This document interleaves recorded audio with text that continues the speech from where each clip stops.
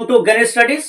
ఈరోజు మనం హిస్టరీలో ఉన్నటువంటి ఇంపార్టెంట్ గన్ షాట్ క్వశ్చన్స్ మనము డిఎస్సి పాయింట్ ఆఫ్ ఒకసారి చూద్దాం. అందులో ఫస్ట్ కొంచెండి, అస్మక జానపద రాజధాని నగరం ఏది అని అన్నాడు. ఏది? ప్రతిష్ట అనే విషయాన్ని మనం చెప్పుకోవచ్చు. రెండో ప్రశ్న, అయోధ్య అనబడి జానపదము ఏది ఈ క్రింది ఏ ప్రాంతానికి చెందినది అని అన్నాడు. కోసల అనే విషయం మనం చెప్పాలి. నెక్స్ట్, గుహపతులు చెల్లించే పన్నుని ఏమని పిలుస్తారు అని అన్నాడు. ఏమని పిలుస్తాం మనం? బాగా అని పిలుస్తాం. మరొక ప్రశ్నకి వెళ్ళిపోదాం. సాంచీ స్తూపం ఎవరికి చెందినది అని అన్నాడు. అంటే ఆ సాంచీ స్తూపం అనేది బౌద్ధ మతానికి చెందినది లేదా బౌద్ధ భిక్షులకు సంబంధించినది. ఈ సాంచీ స్తూపాన్ని ఎవరు నిర్మించారు అని అంటే అశోక అనే విషయం మనం చెప్పవచ్చు. ఈ సాంచీ స్తూపం అనేటువంటిది గ్రామీణ వాతావరణాన్ని తెలియజేస్తుంది. Right, okay.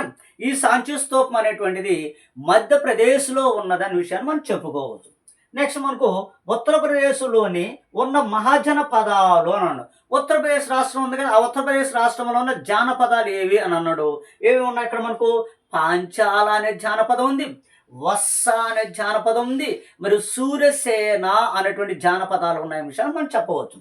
Next, Ganga Sindhu మైదానం ఉత్తర భారతదేశంలో గంగా సింధు మైదానం భారతదేశంలో ఏ భాగంలో ఉన్నాయంటే ఉత్తర భాగంలో ఉన్నాయి. భారతదేశానికి ఉత్తర భాగంలోనే కదా గంగా సింధు మైదానాలు ఉన్నాయి. రైట్, ఓకేనా? ఇది ఒక అంశం. నెక్స్ట్ మనం చూసినట్లయితే మరొక ఏరియా మనం ఒకసారి చూద్దాం. ఏమన్నాడు అని అంటే రైట్ రైట్ నెక్స్ట్ ఉన్నటువంటి మరొక ప్రశ్న, బుద్ధుడు మరియు మహావీరుడు దేనికి చెందినవాడు అన్నాడు. బుద్ధుడు, మహావీరుడు మీకు బాగా తెలుసు. బుద్ధుడు బౌద్ధ మతం, మహావీరుడు జైన మత స్థాపకుల విషయాన్ని మనం చెప్పుకోవచ్చు. ఎవరు దేనికి చెందిన, ఏ ప్రాంతం చెందినంటే గణాలు అనేటువంటి చెందినవారు అని చెప్పవచ్చు. మగధ రాజ్యానికి ఉత్తర వైపు ఉన్నటువంటి గణతంత్ర ప్రభుత్వం ఏదని అన్నాడు. వజ్జి అనేటువంటి ప్రభుత్వం విషయాన్ని మనము చెప్పుకోవచ్చు. నెక్స్ట్ మరొక ప్రశ్న, మహాజనపద కాలంలో రాజులు ఎంత శాతము లేదా ఎంత వంతు భూమి శిస్తుని విధించేవారు అన్నాడు. 1/6 వంతు భూమి శిస్తుని విధించేవారు. నెక్స్ట్, ఏ రాజ్యం గంగా నదికి ఇరువైపులో ఉన్నది అని అన్నాడు.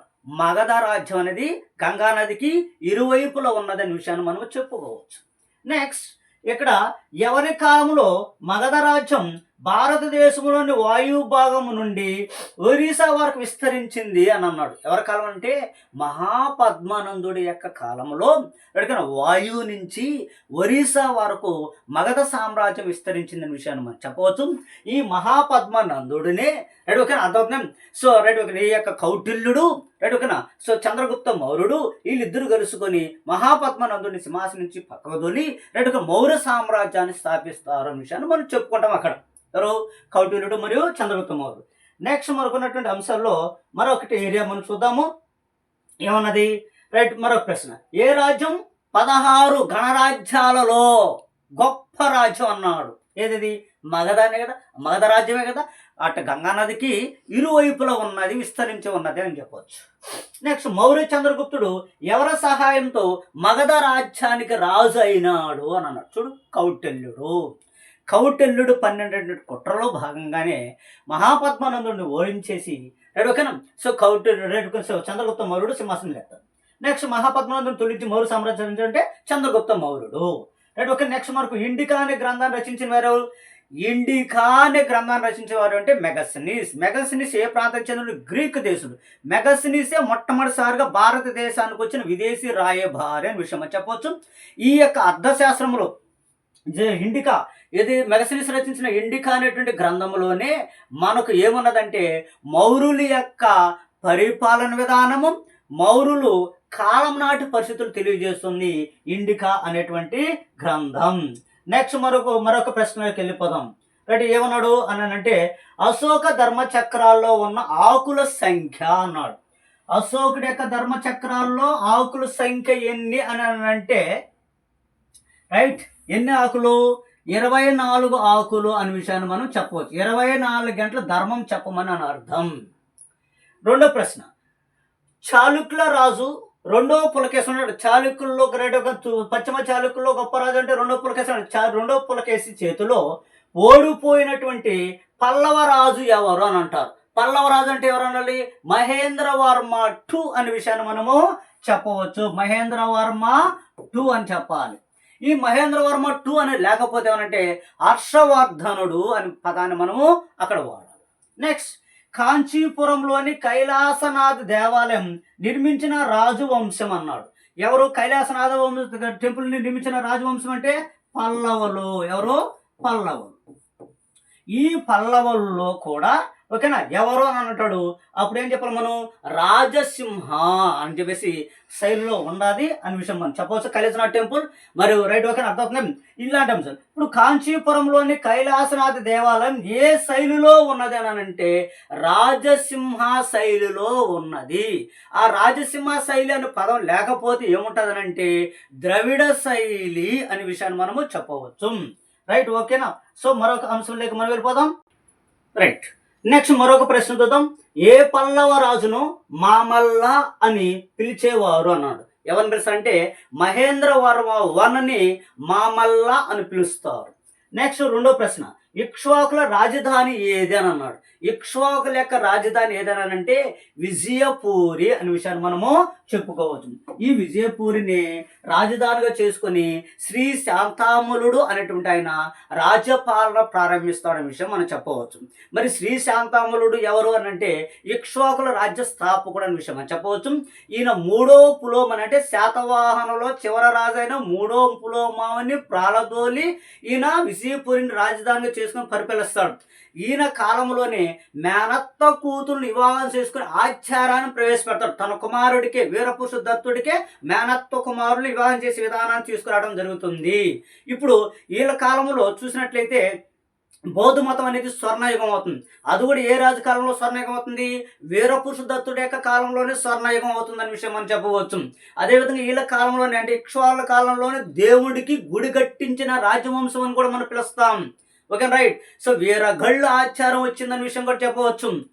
అదే విధంగా మనకు మేనత్తకు ఆరతి అనే దేవతను కూడా ఆరాధించారు అనే విషయం కూడా మనము చెప్పుకోవచ్చు. ఇలాంటివన్నీ ప్రఖ్యాతులన్నీ కూడా వీళ్ళ కాలంలో ఉన్నాయి.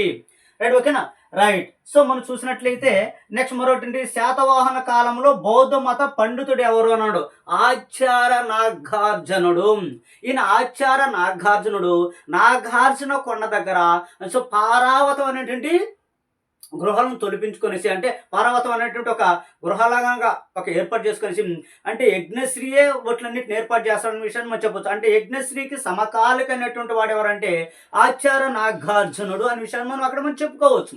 ఇప్పుడు ఈ ఆచార్య నాగార్జునుడు ఆంధ్రప్రదేశ్లోని రొడికిన మహాయాన బౌద్ధాన్ని అభివృద్ధి చేశాడు అనే అంశాన్ని ఇక్కడ క్లియర్గా మనం తెలుసుకోవాలి.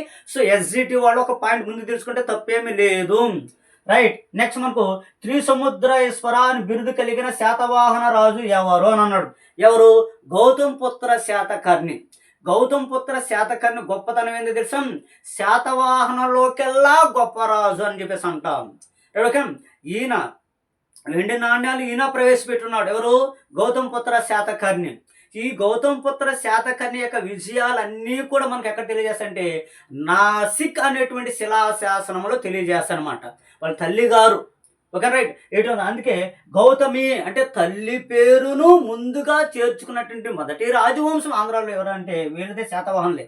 అందుకే మీరు చూడండి ఆంధ్రాను మొట్టమొదటిసారిగా పరిపాలించిన రాజవంశం అంటే శాతవాహనులు అంటారు. శాతవాహనులు బ్రాహ్మణులు.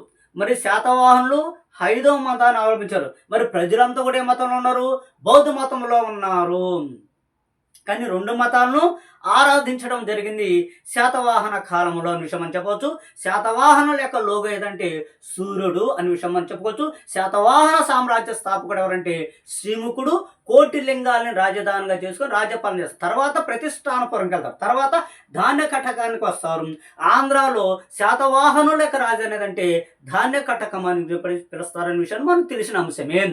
ఈ ధాన్య కటకం అనేది కృష్ణా నది పరివాహ ప్రాంతాల్లో ఉంటుంది అనే విషయం మనం చెప్పుకోవచ్చు కదా. రైట్ ఓకేనా రైట్ బాగుంది. నెక్స్ట్ మనకు శాతవాహన రాజధాని ఇప్పుడే చెప్పాను నేను ఏమనంటే ఆంధ్ర ఇది ఆంధ్రాలో ఇది రైట్ ఓకేనా ఆంధ్రాలో ఇది ధాన్య కటకం రైట్ ఓకేనా. అక్కడ శాతవాహనుల యొక్క ప్రధాన రాజధాని అని పదం వాడారు అనుకోండి. ఇప్పుడు ఏం చేస్తారు జనాభా? ప్రతిష్టానపురం అని చెప్పాలి. లేదా శాతవాహనుల మొదటి రాజధాని అని పదం వాడితే ఏం చేయాలి ఇప్పుడు మీరు? సో కోటిలింగాలని పెట్టాలి. రైట్ ఓకేనా. సరే ఇప్పుడు శాతవాహనులు మూల పురుషుడు అంటే ఎవరన్నాడు మనము? శ్రీముఖుడు. శాతవాహనులు వాళ్ళ గొప్పవాడు ఎవరంటే సో గౌతమ బుద్ధుడు, గౌతమ పుత్ర శాతకర్ణి. శాతవాహనులో చివరి వాడు ఎవరంటే మూడో పులోమావి. ఇది బ్రీఫ్ అనాలిసిస్. నెక్స్ట్ మొదటి భారత ఉపగ్రహాన్ని ఏ సంవత్సరంలో ప్రయోగించారు అని అన్నాడు. ఏ సంవత్సరంలో ఉపయోగించారు అని అంటే 1975లో మొట్టమొదటిసారిగా మనము ఆర్యభట్ట అనేటువంటి ఉపగ్రహాన్ని మనము ఎక్స్పెరిమెంట్ చేశాము అనే విషయాన్ని మనం చెప్పుకోవచ్చు. ఓకేనా. రైట్. ఇప్పుడు నెక్స్ట్ మనకు ఉన్నటువంటి ప్రశ్న చూద్దాం. గుప్తుల కాలం నాటి ఓకేనా ప్రముఖ వైద్యులు ఎవరు అని అన్నాడు. ఎవరు?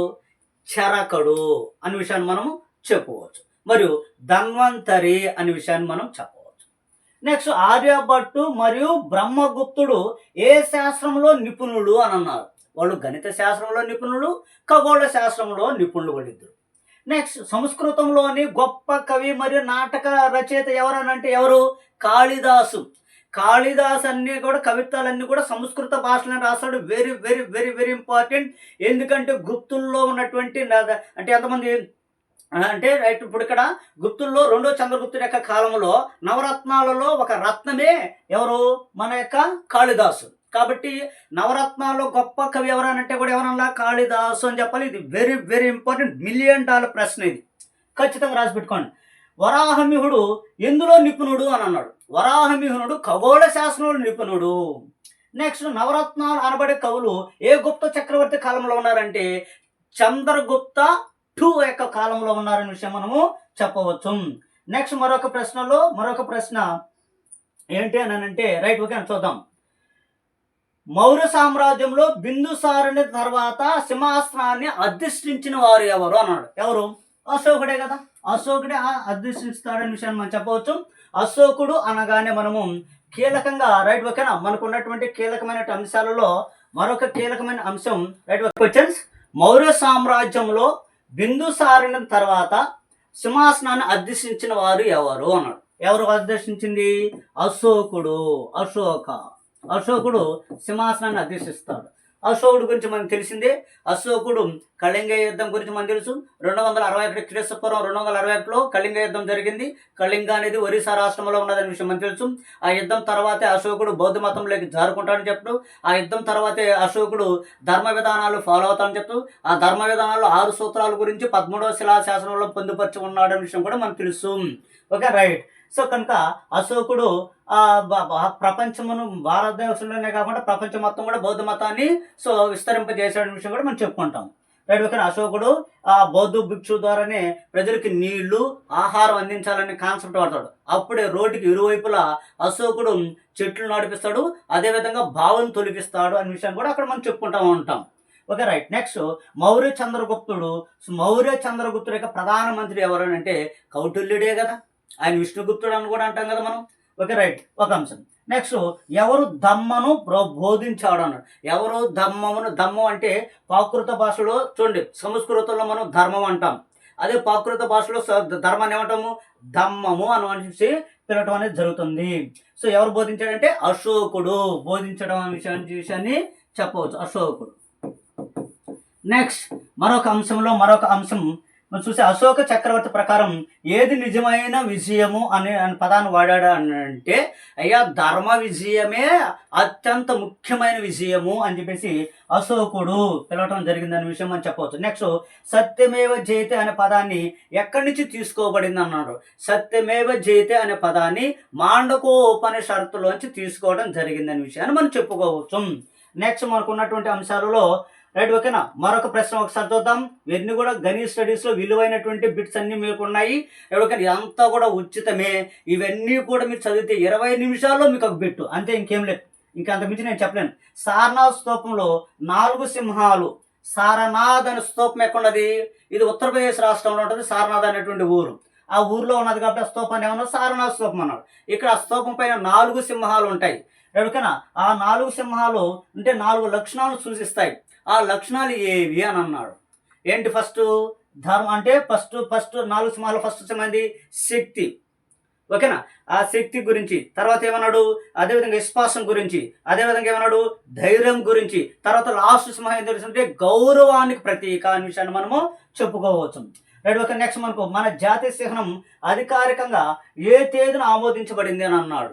రైట్. ఓకే. 26 జనవరి 1950 సంవత్సరంలో అధికారికంగా మనం తీసుకోవడం జరిగింది ఈ 4 సింహాల యొక్క లోగో. గుప్త సామ్రాజ్యంలో గొప్ప విజేత ఎవరు అంటే విజేత అని పదం వాడాడు, గొప్పవాడని పదం వాడ. విజేత ఎవరు అని అంటే సముద్రగుప్తుడు. ఎందుకంటే ఓటమి ఎరగని వీరుడు సముద్రగుప్తుడు. ఆ సముద్రగుప్తుడి కాలంలోనే హైందవ మతం అంటే వైదిక మతం, హిందూ మతం అనేది అభివృద్ధి చెందింది అనే విషయం మనం చెప్పవచ్చు. రైట్. నెక్స్ట్ మనకు ఏమన్నాడు, పశ్చిమ భారతదేశంలోని శకులను ఓడించిన గుప్త పాలకుడు ఎవరు అని అన్నాడు. ఎవరు? చంద్రగుప్త II అనే విషయం మనం చెప్పవచ్చు. ఓకేనా? రైట్. ఆయన ఏదో గుప్తుల్లోకెల్లా గొప్ప రాజు అని కూడా అంటారు. ఎవరిని? రైట్. ఎవరిని? చంద్రగుప్త IIని ఆ విషయం చెప్పవచ్చు. రైట్. ఓకే. ఇవన్నీ కూడా మనకు విలువైనటువంటి సమాచారాలు. ఇవన్నీ కూడా నీట్గా చదవండి. ఇవన్నీ కూడా అకాడమీలోంచి తీసుకొచ్చినటువంటి బిట్స్. ఇవన్నీ కూడా వీటి నుంచే మొన్న కూడా అడిగినాడు. 6వ తారీఖు జరిగిన ఎగ్జామ్లో కూడా ఈ బిట్స్లోంచి అడగటం అనేది జరిగింది. ఓకే. రైట్. ఇవన్నీ బిట్లు చూడండి ఎంత విలువైన బిట్లు. మొత్తం కూడా ఇవన్నీ కూడా విలువైన సమాచారం కనుక వీటిని చూడండి. ఒక 3 కరెంట్ అఫైర్స్ బిట్లు కూడా చూద్దాం మనం. ఏంటంటే శ్రీలంక ఇటీవల కాలంలో శ్రీలంక అత్యున్నత పౌర పురస్కారం అయినటువంటి మిత్ర విభూషణ్ను ఎవరికి ప్రదానం చేశారంటే నరేంద్ర మోడీకి ఇవ్వడం జరిగింది. మన ప్రధానమంత్రిగా ఉన్నాడు ఇప్పుడు ఆయన. జాగ్రత్త, ఈ బిట్టు రావచ్చాం చూద్దాం కరెంట్ అఫైర్స్లో. నెక్స్ట్ అర్పానార్హత ప్రదేశాలైన మితాతల్ మరియు తిగ్రానాలను రక్షిత పురావస్తు ప్రదేశాలుగా మరియు స్మారక చిహ్నాలుగా ఏ రాష్ట్రం ప్రకటించిందంటే హర్యానా రాష్ట్రం ప్రకటించిందనే విషయాన్ని మనం చెప్పవచ్చు. నెక్స్ట్ ఇటీవల కాలంలో బాగా వెరీ పాపులర్గా ఉన్నటువంటి ఎప్పుడు నిత్యం వార్తలు నిలుస్తున్నటువంటి ఏరియా వక్ఫ్ బోర్డ్ బిల్ అని. రాష్ట్రపతి ద్రౌపది ముర్ము వక్ఫ్ బోర్డ్ సవరణ చట్టం 2005ను ఇప్పుడు అమలు చేసింది, ఇప్పుడు ఆమోదం తెలిపిందన్నాడు. 2025 ఏప్రిల్ 5వ తారీఖున ఆమె ఆమోదం తెలిపింది. ఇది బిట్టు కావచ్చు, ఇది బిట్టు కావచ్చు, ఇది బిట్టు కావచ్చు. ఇది ఎందుకంటే సింధు నాగరికత ప్రాంతాలకు సంబంధించిన అంశం అన్నమాట. ఓకేనా? రైట్. ఇలాంటి బిట్స్ అన్నీ కూడా మీరు చూడండి. మంచి మంచి ప్రశ్నలన్నీ కూడా ఈరోజు వీడియోలో మీకు స్పందించాను. ఈ వీడియోలోనే మీకు 100% మీకు బిట్ వచ్చేదానికి అవకాశాలు ఎక్కువగా ఉంటాయి. ఓకే. రైట్. Thank you.